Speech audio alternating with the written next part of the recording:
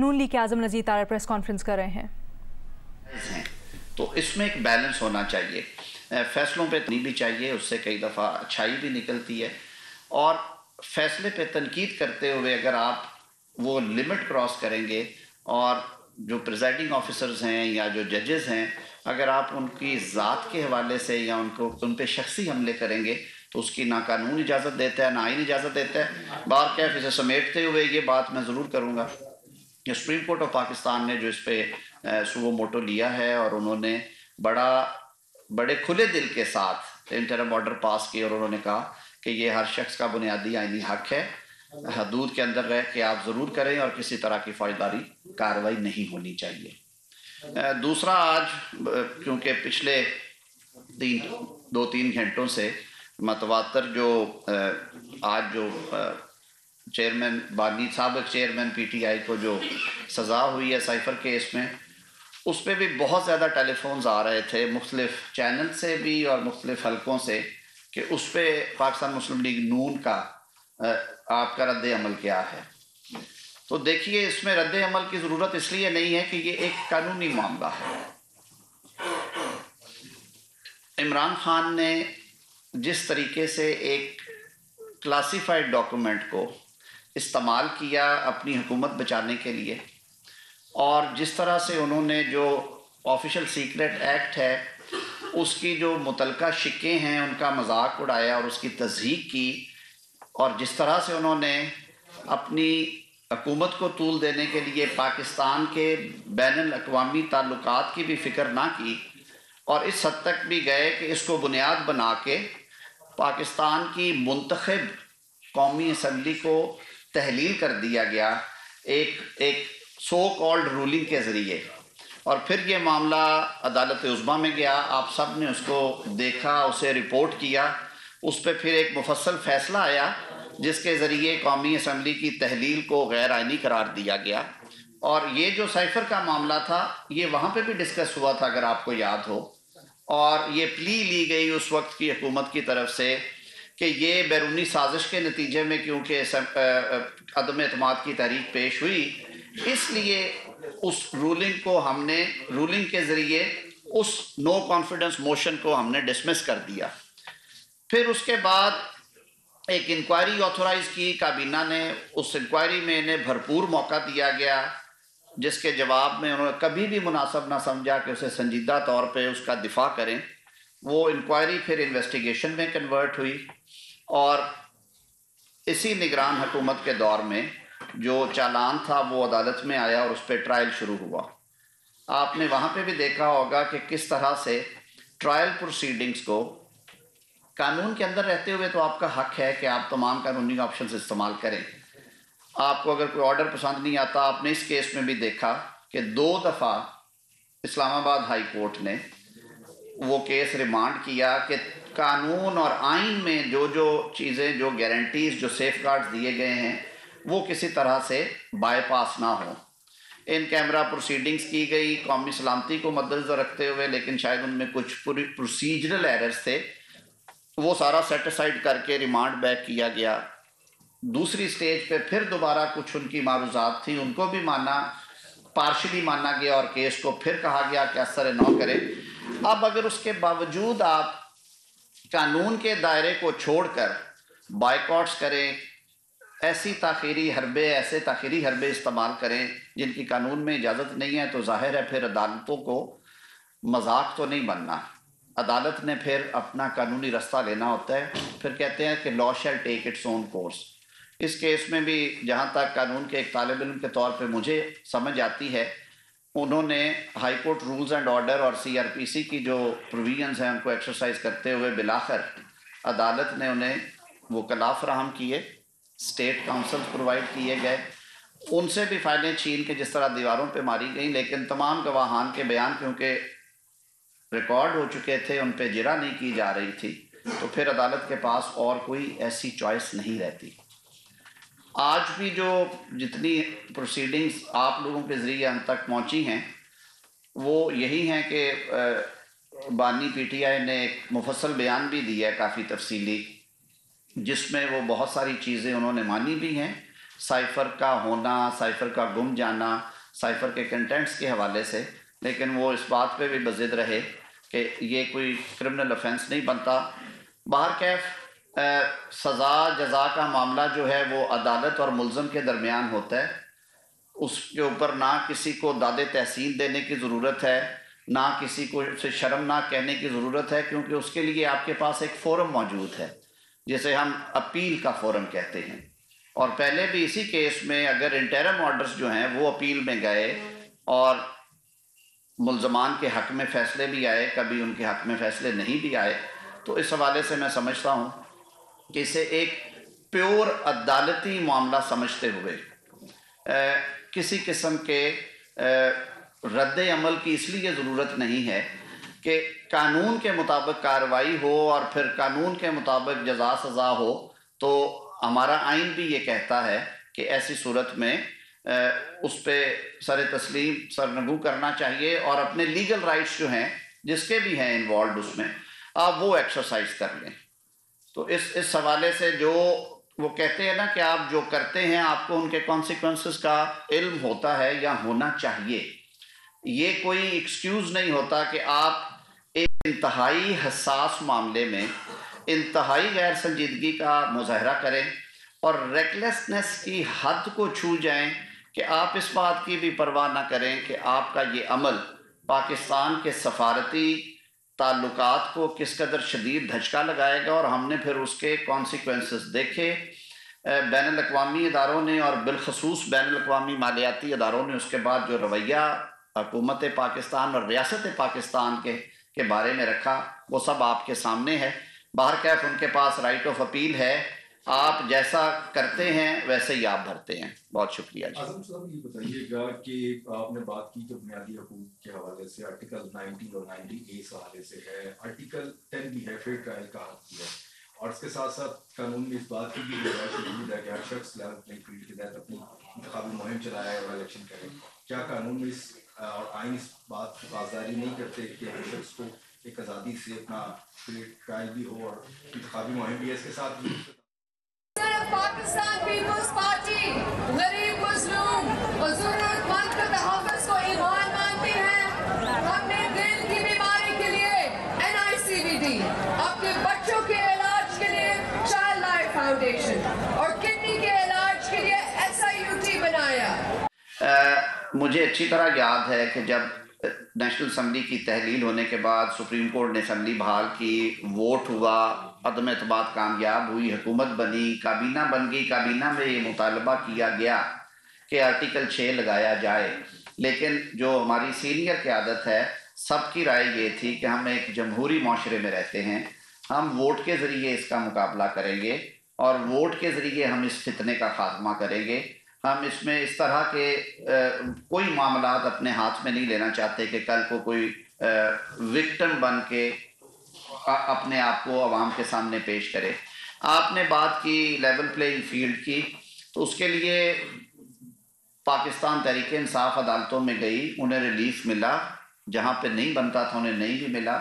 Supreme court میں بھی یہ معاملہ لے کے گئے اور سپریم کورٹ کے سامنے رکھا۔ آپ نے پوری قوم نے لائیو ٹرانسمیشن پہ دیکھا کہ عدالت نے جو ان کے وکلاء سے سوالات کیے کہ آپ ہمیں انسٹنسز بتائیں کہ وہ کون کون سے ایسے واقعات ہیں جن کی وجہ سے آپ سمجھتے ہیں، اور ہمیں تھوڑی بہت ایویڈنس کے ذریعے سے سمجھائیں کہ حلقہ PP فلاں NA فلاں اس تاریخ کو اتنے بجے یہ کام کیا گیا اور کرنے والے یہ لوگ تھے اور اس میں ریاست کی یہ انوالومنٹ ہے، تو پھر ہم آرڈر پاس کرتے ہیں۔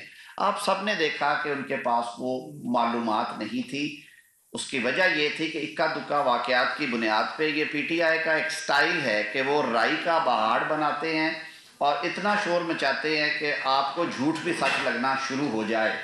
تو عدالتوں میں یہ بات نہیں چلتی، یہ بات سوشل میڈیا پہ چل سکتی ہے جہاں پہ فوری جواب دینا ممکن نہیں ہوتا، یہ بات ٹرانسمیشنز میں چل سکتی ہے، آپ 1 on 1 کہیں بیٹھے باتیں کر رہے ہیں، لیکن عدالت میں کیونکہ آپ نے عدالت کو سیٹسفائی کرنا ہے ریکارڈ کے مطابق، شہادت کے ذریعے سے، دستاویزی ہو یا زبانی ہو یا واقعاتی ہو، تو وہاں پہ آپ نے دیکھا کہ ان کے پاس جب کچھ نہیں تھا انہوں نے کہا کہ جی ہم درخواست واپس لیتے ہیں، ہم اب اس کو پرسو نہیں کریں گے. تو یہ طریقہ نہیں ہے. ایلیگیشنز پہ ایلیگیشنز لگائیں لیکن پھر اس کو رپورٹ کریں. آپ کے پاس ایک میکنزم ہے, الیکشن کمیشن نے ایک سیل بنایا ہوا ہے, ہائی کورٹس موجود ہیں. ہم نے تو میرے خیال میں گزشتہ 2 سالوں میں جتنا کھل کے ریلیف پاکستانی عدالتوں سے پاکستان تحریک انصاف کو ملا ہے اور پاکستان تحریک انصاف کے چیئرمین بانی کو ملا ہے, شاید کسی اور شخص کو نہ ملا ہو. اس کے باوجود صاحب آپ کہہ رہے ہیں کہ یہ پیور عدالتی فیصلہ ہے اور عدالتوں کے فیصلوں کا احترام کرنا چاہیے. کیا آپ نے مشورہ نہیں دیا تھا پی ٹی ایم کی گورنمنٹ کو کہ آپ گورنمنٹ میں ہوتے ہوئے سپریم کورٹ کے باہر احتجاج نہ کریں اور چیف جسٹس کے خلاف غیر اخلاقی نعرے نہ لگائے جائیں؟ آپ نے مشورہ نہیں دیا تھا. اور دوسرا میرا سوال یہ ہے کہ کیا آپ نے کہا کہ سائفر کیس کے بعد ہمیں مالیات, آپ کہہ رہے ہیں کہ یہ پیور عدالتی فیصلہ ہے اور عدالتوں کے فیصلوں کا احترام کرنا چاہیے. کیا آپ نے مشورہ نہیں دیا تھا پی ٹی ایم کی گورنمنٹ کو کہ آپ گورنمنٹ میں ہوتے ہوئے سپریم کورٹ کے باہر احتجاج نہ کریں اور چیف جسٹس کے خلاف غیر اخلاقی نعرے نہ لگائے جائیں؟ آپ نے مشورہ نہیں دیا تھا. اور دوسرا میرا سوال یہ ہے کہ کیا آپ نے کہا کہ سائفر کیس کے بعد ہمیں مالیاتی اداروں سے بڑی مشکل پیش آئی پیسے لینے, تو کیا ڈالروں کے لیے غیر ملکی قوتوں کو اجازت ہے کہ ہمارے اندرونی معاملات میں مداخلت کریں؟ آپ کے دوسرے سوال کا جواب پہلے دوں گا. پاکستان کی اعلیٰ ترین عدالت میں عدالت نے بارہا پوچھا ان سے کہ آپ ہمیں مٹیریل دیں, ایون ان کیمرہ ہی دے دیں. امریکی سازش کے نعرے سے زیادہ بھونڈا اور بے بنیاد نعرہ شاید آج تک کی کسی سیاسی جماعت نے لگایا ہو. اور ہمیں دکھ اور افسوس کے ساتھ یہ بات کہنا پڑتی ہے کہ آپ اپنی 1 سال کی یا 1.5 سال کی حکومت بچانے کے لیے پاکستان کے سفارتی تعلقات کو داؤ پہ لگاتے ہیں, پاکستان کو سفارتی طور پہ آئسولیٹ کرتے ہیں. اور آپ نے فائدہ کیا لینا تھا کہ آپ نے عوام میں ایک جھوٹا میسج دیا. اب یہ دودھ کا دودھ اور پانی کا پانی ہوا ہے نا, یہ ٹرائل اگر نہ ہوتا, یہ ساری جو ایویڈنس ہے کسی کے سامنے نہ آتی. انہوں نے خود آپٹ کر لیا کہ جی آپ ان کیمرہ پروسیڈنگز نہ کریں. آپ سب نے وہ گواہوں کے بیانات سنے, اعظم خان کا بیان آپ پڑھیں, آپ اسد مجید کا بیان پڑھیں, آپ فیصل ترمذی کا بیان پڑھیں.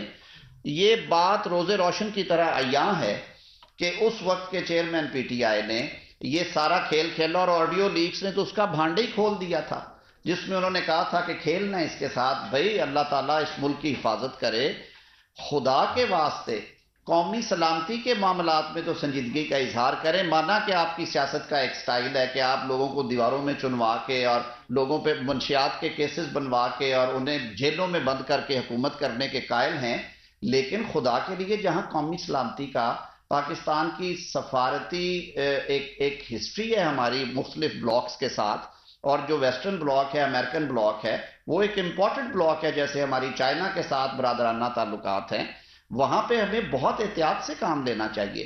اور آپ جب حلف لیتے ہیں, آپ روز سنتے ہیں کہ جب وزرائے اعظم کے یا صدر کے یا گورنرز کے یا وزرائے اعلیٰ کے اور وزراء کے حلف ہوتے ہیں, وہاں پہ آئین ہمیں پابند کرتا ہے کہ ہم اللہ کو حاضر ناظر جان کے یہ حلف لیتے ہیں کہ میں کوئی ایسی معلومات جو مجھے کار سرکار کے حوالے سے میرے تک پہنچی ہو وہ میں کسی تک نہیں پہنچاؤں گا, اور میں پاکستان کی سلامتی اور پاکستان کی. مسلم لیگ نون کے اعظم نذیر تارڑ سائفر کیس سے متعلق اپنے رد عمل کا اظہار کریں اور پریس کانفرنس کریں. دوسری جانب ڈیرہ اسماعیل خان کے بھی آپ مناظر دیکھ رہے ہیں جہاں پر پیپلز پارٹی جلسہ گاہ میں موجود ہے, اور بلاول بھٹو زرداری بھی کچھ دیر پہنچیں گے اور خطاب جیسے بلاول خطاب کریں گے وہ بھی براہ راست آپ کو دکھائیں گے. بانی پی ٹی آئی اور سابق وزیر خارجہ شاہ محمود قریشی کو سائفر کیس میں 10 سال قید بام مشقت کی سزا سنا دی گئی. خصوصی عدالت کے جج ابو الاسناد ذوالقرنین نے سابق وزیر اعظم اور سابق وزیر خارجہ کے 342 کے بیانات ریکارڈ کرنے کے بعد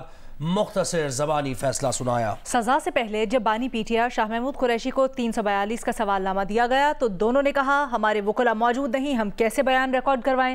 جج نے کہا آپ کے وکلاء حاضر نہیں ہو رہے.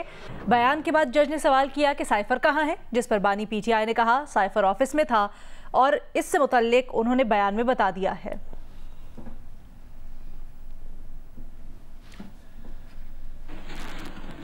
اور بانی پی ٹی آئی نے سائفر کیس میں اپنا آخری بیان ریکارڈ کراتے ہوئے کہا کہ 2 کروڑ 30 لاکھ ووٹوں سے منتخب وزیر اعظم کو نکالا گیا. حسین حقانی نے جنرل باجوہ کے کہنے پر میرے خلاف لابنگ کی.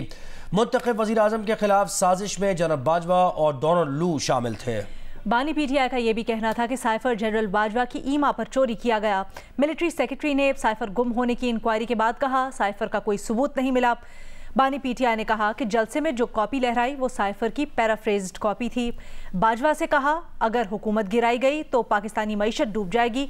बाजवा से कहा कि सियासी अदम इस्तेहकाम आने वाली हुकूमत नहीं संभाल सकेगी। जनरल बाजवा ने पीटीआई की कमेटी को कहा कि अपनी समत दुरुस्त करो वरना 12 साल के लिए अंदर जाओगे।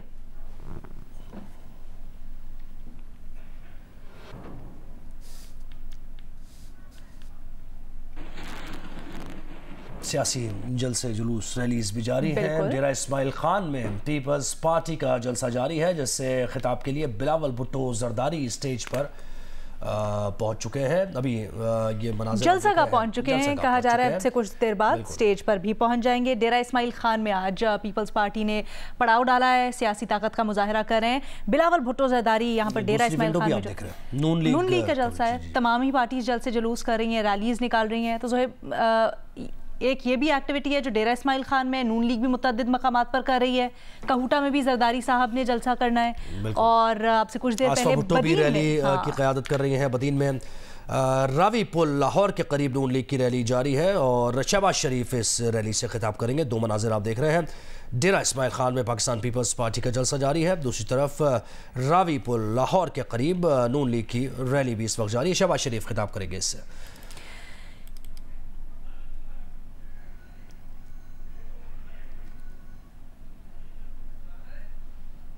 एक जानिब डेरा इस्माइल खान के मनाजिर जहां पर पाकिस्तान पीपल्स पार्टी सियासी ताकत का मुजाहरा कर रही है। बिलावल भुट्टो जरदारी कुछ देर बाद जलसे से खिताब भी करेंगे और दूसरी जानिब रैली निकाली गई है। शहबाज शरीफ जो पार्टी सदर हैं नून लीग के, उनकी तरफ से लाहौर में मुख्तलिफ मकामात का उन्होंने दौरा करना है।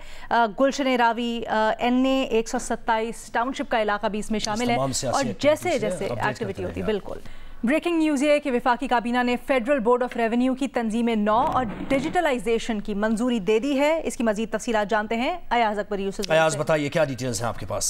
जी बिल्कुल, जैसे कि आपको मालूम है कि इससे पहले भी 2 दफा वफाकी काबीना में ये मामला टेकअप हुआ था और अब फाइनली जो है वो फेडरल बोर्ड ऑफ रेवेन्यू की तंजीम नौ और डिजिटलाइजेशन की जो मंजूरी है वो दे दी गई है। 23 जनवरी 2024 के इजलास में एक कमेटी कायम की गई थी वज़ीर खजाना की सरबराही में और उन्होंने कुछ सिफारिशात बनाई थी। वो सिफारिशात आज की काबीना के इजलास में पेश की गई और उस पर काफी बहस व मुबाहिसे के बाद उसकी मंजूरी देगी और इस इस्लाहात की रोशनी में रेवेन्यू डिवीजन में वफाकी टैक्स पॉलिसी बोर्ड तश्कील दिया जाएगा जो कि मुल्क में टैक्स पॉलिसी की तश्कीलों, रेवेन्यू के अहदाफ के तयन और स्टेक होल्डर के माबैन ताउन के फराइज़ सर अंजाम देगा और साथ साथ फेडरल पॉलिसी बोर्ड की सरबराही जो है वो दोबारा वफाकी वज़ीर खजाना को दे दी गई है, वही करेंगे। तंजीम 9 के नतीजे में कस्टम और इनलैंड रेवेन्यू जो कि पहले सिर्फ FBR के अंडर थे, बहुत शुक्रिया तफसीलात के लिए। रहनुमा नून लीग मरियम औरंगजेब ने कहा है कि करप्शन से परसेप्शन इंडेक्स की उन्होंने बात की और उन्होंने कहा है कि पाकिस्तान की वाज़े बेहतरीन शहबाज हुकूमत की अच्छी कारकर्दगी का सबूत है। अपने बयान में मरियम औरंगजेब ने कहा कि ट्रांसपेरेंसी इंटरनेशनल की रिपोर्ट साजिश और प्रोपेगेंडा करने वाले हर किरदार के मुंह पर तमाचा है। पाकिस्तान का करप्शन में 140 से 133 नंबर पर आना नून लीग की हुकूमत की मिसाली कारकर्दगी का एतराफ़ है। नून लीग की रहनुमा मरियम औरंगजेब उन्होंने कहा कि करप्शन परसेप्शन इंडेक्स में पाकिस्तान की वाज़े बेहतरी शहबाज हुकूमत की अच्छी कारकर्दगी का सबूत है।